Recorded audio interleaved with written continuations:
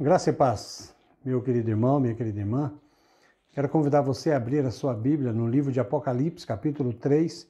Vamos ler do verso 14 ao verso 22. Diz assim a palavra do Senhor. Ao anjo da igreja em Laodiceia escreva: essas coisas diz o Amém, a testemunha fiel e verdadeira, o princípio da criação de Deus. Conheço as obras que você realiza, que você não é nem frio e nem quente. Quem dera você fosse frio ou quente. Assim, porque você é morno e não é nem quente nem frio, estou a ponto de vomitá-lo da minha boca. Verso 17. Você diz: sou rico, estou bem de vida e não preciso de nada, mas você não sabe que é infeliz, sim, miserável, pobre, cego e nu. Aconselho que você compre de mim ouro refinado pelo fogo, para que você seja de fato rico. Compre vestes brancas para se vestir, a fim de que a vergonha de sua nudez não fique evidente. E colírio para ungir os olhos, a fim de que você possa ver. Eu repreendo e disciplino aqueles que amo. Portanto, seja zeloso e arrependa-se. Eis que eu estou à porta e bato. Se alguém ouvir a minha voz e abrir a porta, eu entrarei em sua casa e cearei com ele, e ele comigo. Ao vencedor darei o direito de sentar-se comigo no meu trono, assim como também venci e me sentei com meu Pai no seu trono. Quem tem ouvidos, ouça o que o Espírito diz às igrejas. Oremos ao Senhor. Pai, em nome de Jesus, nós somos gratos a Ti por este momento, ó Deus, em que nós podemos meditar na Tua Palavra e ler a Tua Palavra. Pedimos ao Senhor que o Senhor nos dê discernimento e sabedoria para compreender a Tua vontade para nós. Nós oramos no precioso nome de Jesus. Amém. Muito bem, meus irmãos, a carta de Laodiceia é a última carta de 7 cartas que o Senhor envia àquela igreja. E é interessante esta carta porque ela inicia Jesus dando um diagnóstico espiritual daquela igreja. Pensando que talvez esta igreja, essa pessoa, possa ser eu, possa ser você. Por isso que é importante que ao lermos a palavra de Deus, nós temos que orar e dizer: Senhor, o que o Senhor quer dizer comigo neste momento, no texto em que eu estou lendo. Muito bem. Na vida cristã, existe 3 realidades, 3 temperaturas espirituais que é importante nós pensarmos. Quando nós pensamos na nossa vida espiritual, nós podemos ter um coração ardente, nós podemos ter um coração frio, mas nós também podemos ter um coração morno. E isso é muito interessante, que quando nós abrimos a palavra de Deus, e sempre baseado na palavra de Deus, nós examinamos, por exemplo, que o coração ardente é citado por 2 discípulos de Jesus que estavam a caminho de Emaús, e eles se encontram com o Senhor, e quando o Senhor começa a expor a palavra de Deus para aqueles 2 discípulos, eles disseram um para o outro, em Lucas 24, verso 32, e disseram um ao outro: não é verdade que o coração nos ardia no peito quando ele nos falava pelo caminho, quando nos explicava as Escrituras? Veja só, quando nós lemos a palavra, quando nós caminhamos com Jesus, o nosso coração se aquece, o nosso coração arde de fervor, de adoração, de louvor ao nosso Deus. Por isso que o coração ardente aqui é identificado com aquele que caminha com o Senhor, com aquele que busca fazer a vontade do Senhor, com aquele que está querendo realmente saber qual é a vontade de Deus para a sua vida e viver por essa vontade. Isso é que é muito interessante. Que o coração ardente é aquele que sente a presença, ou melhor, tem a presença do Senhor, tem convicção da presença do Senhor e sabe que o Senhor quer cuidar dele, quer abençoar ele, quer mudar o seu caráter. Por isso que o coração ardente na palavra de Deus é reconhecido com aquele que anda com Jesus. Mas nós também temos aquele que é chamado coração frio. Aí nós temos Mateus capítulo 24, verso 12, quando Jesus, falando já de uma forma escatológica, ele vai dizer: e por se multiplicar a maldade, o amor de muitos se esfriará, ou o amor de quase todos se esfriará. É interessante que nós olharmos aqui, porque quando nós olhamos o coração frio, é um coração que ainda não teve uma comunhão com o Senhor, é um coração que ainda talvez começou a andar com o Senhor, mas no meio do caminho desistiu desta caminhada. Talvez é aquela pessoa que é aquela semente que é jogada entre as pedras e ela cresce, mas ela não tem profundidade em si mesma. Então essa pessoa acaba esfriando o seu amor por Deus diante das dificuldades, diante das lutas, diante dos desafios que o mundo nos impõe. Às vezes, quando esta pessoa ela não está firme no Senhor, fatalmente o seu coração estará frio e ela não vai mais caminhar com o Senhor.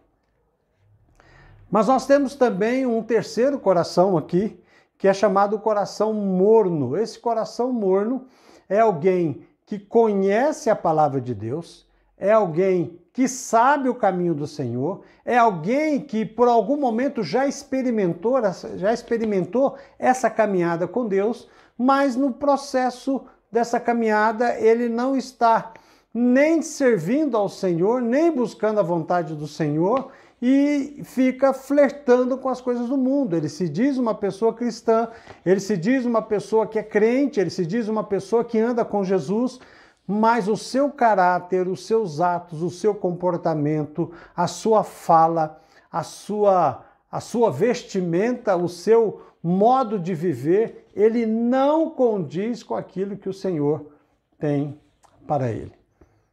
Preste atenção no texto em questão, que é o próprio texto que nós lemos, de Apocalipse capítulo 3, o verso 16, que diz assim: assim porque você é morno e não é nem quente e nem frio, estou a ponto de vomitá-lo da minha boca. Quando nós olhamos para o texto que aqui está, nós aprendemos que o que faltava na igreja de Laodiceia era fervor espiritual. A vida espiritual desta igreja era morna, apática, indiferente aos confrontos que a palavra de Deus faz à vida dela. Ela olhava a palavra, ela lia a palavra, mas aquilo não mexia com o seu coração, não fazia uma mudança na vida dela, não havia um avivamento espiritual, um despertamento para fazer a vontade do Senhor. O problema dessa igreja não era questão de infidelidade, não era questão de heresia, era a completa apatia diante dos desafios que a Bíblia nos impõe. Eram pessoas que não estavam interessadas em sair do seu mundo de conforto, sair do seu sofá, sair da sua vida confortável para enfrentar os desafios de viver uma vida cristã de acordo com a palavra de Deus. Aqui nós aprendemos também que o nosso fervor, o fogo que está em nós, esse fervor, esse desejo espiritual íntimo, ele deve ser constante, porque quando ele deixa de ser constante na nossa vida, no nosso coração, nós temos um perigo muito grande de sermos enfraquecidos espiritualmente. E acaba morrendo esse amor que nós temos, esse desejo de fazer a vontade do Senhor. Aqueles churrasqueiros de plantão que aqui está, nós sabemos que o braseiro, ele tem sempre que estar mexendo para tirar a cinza, para que a brasa possa ser avivada, e nós, na vida cristã, não é diferente.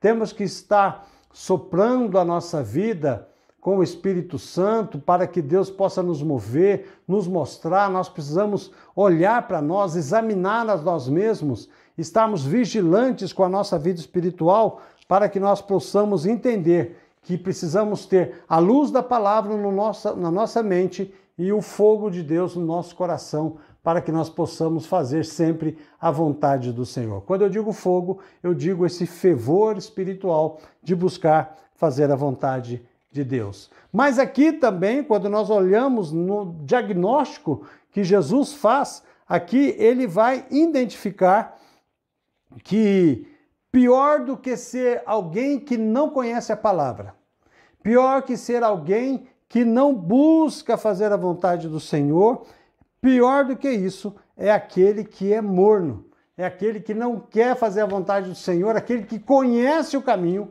ele sabe o caminho, ele entende que o caminho de Deus é o melhor caminho, ele entende que está dentro da vontade de Deus é o melhor caminho, ele sabe disso, mas ele não quer fazer a vontade do Senhor. Se acomodou. Algumas pessoas pensam, bom, eu tenho a salvação, já sou salvo em Jesus, então eu posso viver a minha vida tranquilamente para que no final, ou talvez quando eu ficar mais velho ou daqui a alguns anos eu possa servir ao Senhor com mais dedicação. Agora eu vou de vez em quando na igreja, eu vou seguir minha vida, eu vou fazer as minhas coisas, eu vou estudar, vou investir na minha formação, vou investir na minha profissão. A igreja depois. Acontece que uma pessoa que pensa assim, uma pessoa que age assim, ela deve avaliar se ela realmente tem Jesus como Salvador e Senhor da sua vida. Isso é muito importante. Essa avaliação é muito importante para que ela possa compreender qual é o lugar dela no reino de Deus, e se posicionar de tal forma que ela possa realmente sair dessa posição em que ela se encontra. A questão é que o auto-engano, às vezes acharmos que somos crentes, para muitas pessoas, a crer que é crente, mas que vive a sua vida de qualquer forma, isso é uma tragédia muito grande. E essa tragédia pode trazer consequências muito sérias para a sua vida e para a sua eternidade. Laodiceia se considerava uma igreja que era rica. Ela se considerava uma igreja rica. Mas, na verdade, o Senhor Jesus vai dizer, você é pobre.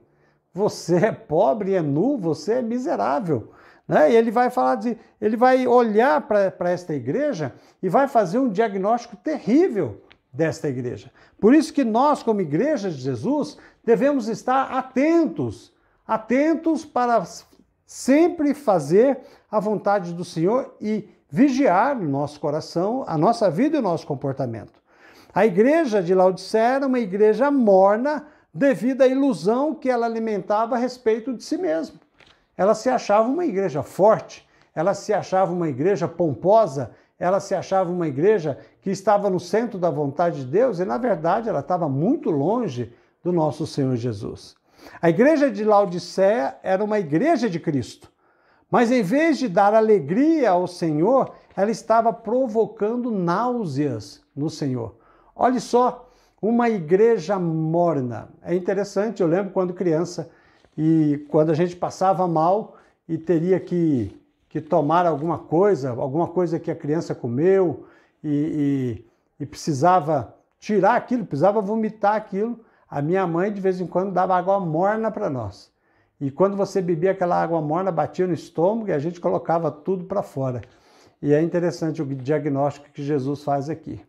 O que Jesus está dizendo aqui, meus irmãos, que um crente morno é um crente que dá um péssimo testemunho. Um crente morno que dá um péssimo testemunho, ele não só presta um desserviço à igreja do Senhor Jesus, ao reino de Jesus, como ele também impede outras pessoas de andar com Jesus. Porque eu já ouvi, e você também já ouviu, muitas vezes de pessoas que vão dizer o seguinte, se for para mim ser crente, como fulano ou beltrano, eu prefiro ficar onde eu estou. Para fazer o que ele faz, dar o testemunho que ele dá, talvez sendo um péssimo vizinho, talvez sendo um péssimo pagador, talvez você tendo comportamentos que realmente é um testemunho, né? Não é um testemunho, mas um testemunho. Você está municiando com o seu mau testemunho, você está municiando as pessoas que não são crentes a se tornarem crentes. Por causa do seu testemunho, se você não tem vivido de acordo com a vontade do Senhor, ou não tem se preocupado, está achando que a sua vida, que não é totalmente sem compromisso com Deus, acha que é o suficiente. Então você deve tomar cuidado. Paulo diz que nós devemos vigiar para que nós não sejamos pedra de tropeços para as outras pessoas. Amém? Em segundo lugar, Jesus, olhando e fazendo este diagnóstico que ele faz da igreja de Laodiceia, ele tem uma posição muito interessante. Ele podia acusar, ele podia condenar, ele podia baixar juízo sobre a igreja de Laodiceia. Mas é interessante porque mesmo ele sendo dono da igreja, ele podia dar ordem à igreja.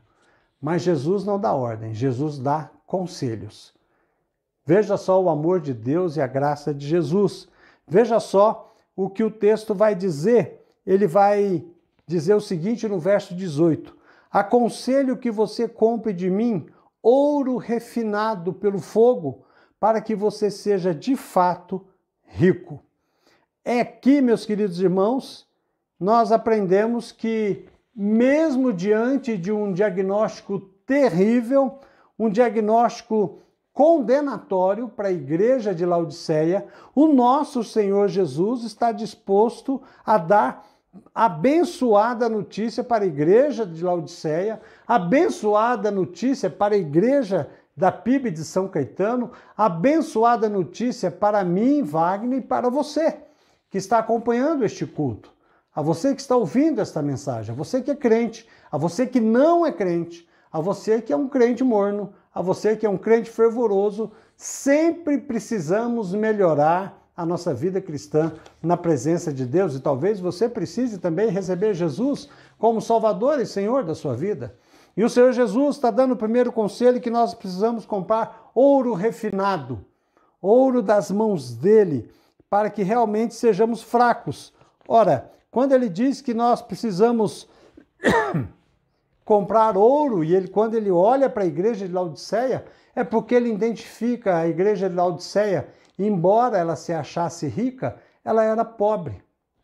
Ela era pobre dos verdadeiros tesouros que Deus nos concede. Ela era uma igreja abastada, ela era uma igreja que tinha recursos financeiros, provavelmente é uma igreja que investia muito em missões, é uma igreja que pagava bem o seu pastor, era uma igreja que fazia bastante cestas básicas para abençoar a vida de muitas pessoas, era uma igreja relevante no sentido da ação social ali na sua comunidade, mas para com Deus ela era uma igreja paupérrima. Uma igreja muito pobre, porque ela não buscou o verdadeiro tesouro, que é a presença de Jesus, o domínio de Jesus, o senhorio de Jesus para suas vidas. A igreja de Laodiceia é pobre porque a maior riqueza que uma igreja ou que um indivíduo possa ter é a presença de Deus na sua vida.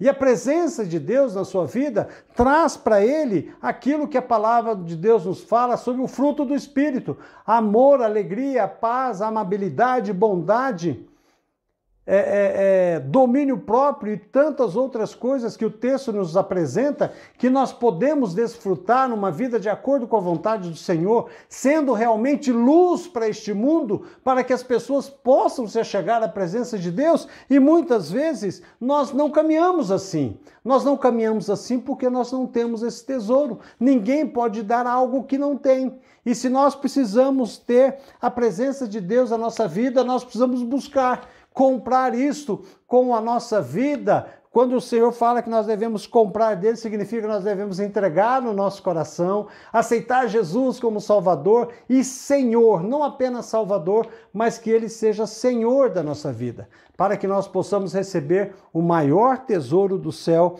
que é a palavra de Deus, a presença de Jesus, o caráter de Jesus em nossas vidas. E podendo receber assim, então, o poder, o tesouro do Evangelho, para que nós possamos compartilhar com outras pessoas a palavra do Senhor. Mas ele vai continuar também no verso seguinte, quando ele diz: compre vestes brancas para se vestir, a fim de que a vergonha de sua nudez não fique evidente. Eles estão nus, mas Cristo tem roupas. A roupa que Cristo oferece são as vestes de justiça e santidade.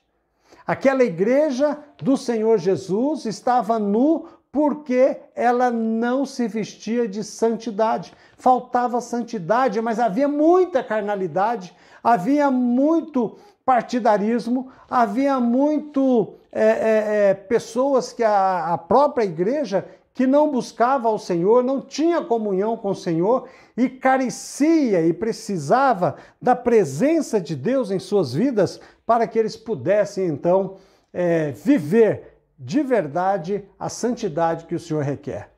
Quando nós falamos em roupas, nós falamos também, e falamos em santidade, nós falamos também daquilo que Gálatas nos ensina sobre a armadura de Deus, para que nós possamos enfrentar as coisas deste mundo e até o nosso próprio coração caído.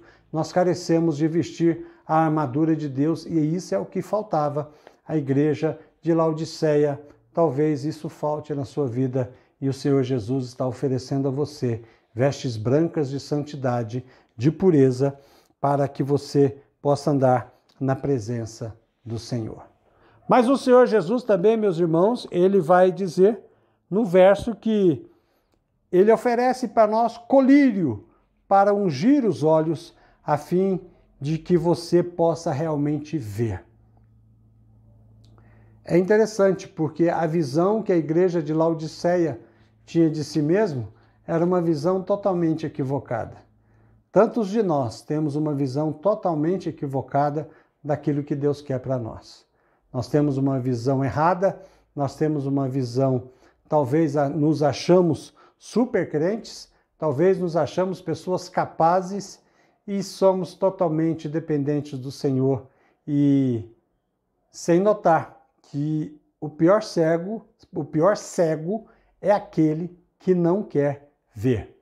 Tantas vezes nós somos confrontados com os nossos pecados, Deus aponta os nossos pecados, usando situação, usando o texto da tua palavra, usando pessoas para nos advertir e muitas vezes nós não aceitamos. E precisa haver realmente humildade para encarar a nossa apatia espiritual, muitas vezes, para que nós possamos enxergar que nós realmente estamos cegos. E precisamos ter, então, nessa visão espiritual, discernimento da palavra de Deus. Por que nós precisamos ter discernimento, irmãos? Porque 2 Coríntios capítulo 4, verso 4 nos diz: o Deus deste século, o Deus deste mundo, cegou o entendimento dos descrentes para que não lhes resplandeça a luz do evangelho da glória de Cristo, a qual é a imagem de Deus. Cristo está conclamando os crentes, meus queridos irmãos, a não confiarem nos seus recursos humanos. Ele está conclamando cada um de nós para que nós possamos nos chegar a Ele, buscar a Ele, ter discernimento espiritual. Quando o texto fala que muitas vezes o Senhor quer nos dar visão espiritual, Ele quer que nós possamos discernir aquilo que é realmente do Senhor, olhar para a nossa vida. Talvez nós estamos numa posição tranquila e talvez nós achamos que estamos na presença de Deus e, na verdade, estamos longe do Senhor. E o Senhor quer que eu e você possamos estar na presença dEle, fazendo a vontade dEle, buscando a Ele, pedindo a Ele que tenha misericórdia da nossa vida, e Ele o tem, e que a graça dele seja derramada em nós, para que nós possamos realmente ter do Senhor aquilo que Ele quer de cada um de nós. Que nós possamos, meus queridos irmãos, compreender isso. Só Cristo pode enriquecer a nossa pobreza, só Cristo pode nos vestir da nossa nudez e só Cristo pode curar a nossa cegueira. Por isso que nós precisamos pedir ao Senhor que tire as vendas dos nossos olhos, para que nós possamos olhar a verdade do Evangelho, a condição a qual nós nos encontramos, para que nós possamos fazer a vontade dEle. Eu tenho certeza que se há algum cristão, se há algum crente em Jesus, que por um momento está afastado, por um momento não está enxergando, pastor, é possível eu viver numa vida de tal forma que eu não esteja enxergando o meu pecado? Sim, é possível, é possível.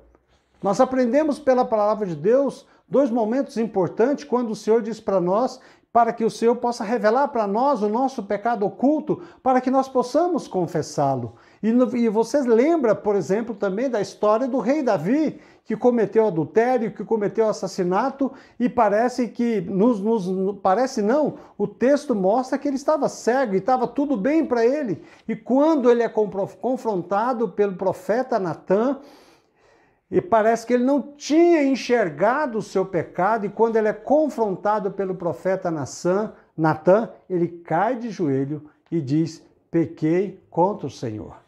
Ele confessa o seu pecado. O Senhor perdoa o seu pecado, o Senhor restaura a sua vida.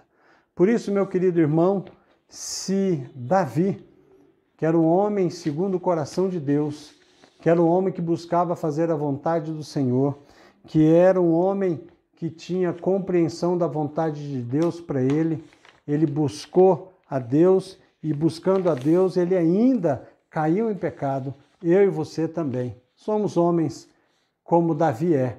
Somos passíveis de pecados e de andarmos longe do Senhor, mesmo que achamos que estamos perto do Senhor.